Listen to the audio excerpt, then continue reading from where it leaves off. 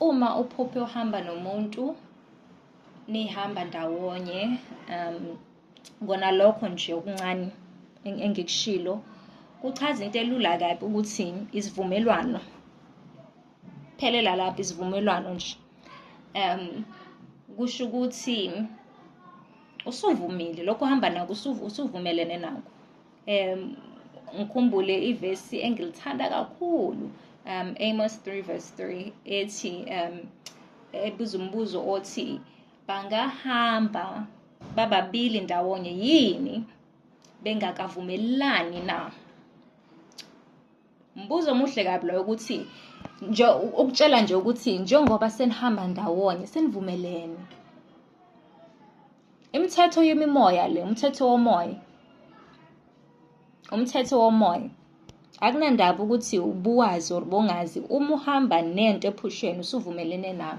Lokho kwenza ukuthi uhlakaniphe ukuthi uma uzibona uhamba nomuntu othanda ukulala, uvuke ekuseni uthandaze ukuthi angivumelani nakho uNkulunkulu, ukhulume ngomkhuleko.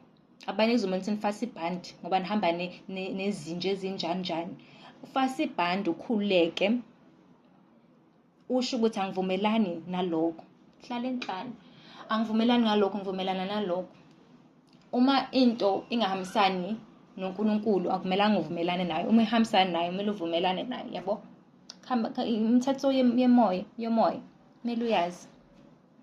So uma uzibona uhamba nomuntu ophuzayo waziwa ngesidakwa, umuntu otshontshayo, kusho ukuthi wena uvumelana nokutshontsha, wena uvumelana nokudakwa. Kulula kanjalo. Sorry. Abanye ningamangala kodwa injalo nje. Asime engiyenzile, asime engiyishoyo, asime engiqalayo nje nami benginitshela. So ningangibuza specific things ezamaphupho, ningitshela amaphupheni kuma comment section ngizonichazela. Uzibuze nje ukuthi uhamba nobani, ubani lo muntu loyo, wenzani, udume ngani, niyaphi. Ungavele uhambe nje nezinto, ungavele uvumelane nezinto. Uzozibona 10 years down the line usuthanda utshwala nje umangele. Kodwa uyakhumbula ukuthi waphupha uhamba nobaba odakwayo wasethaveni. Sho ukuthi wavumelana wena nokuba isidakwa.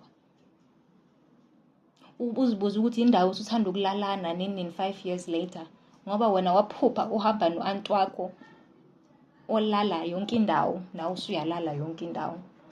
Ngento encane nje njalo nje. Kanjalo nje. Uma kuwukuthi ufuna ukuzwa more ngale subject lena, like, usubscribe, ucommente ngaphansi.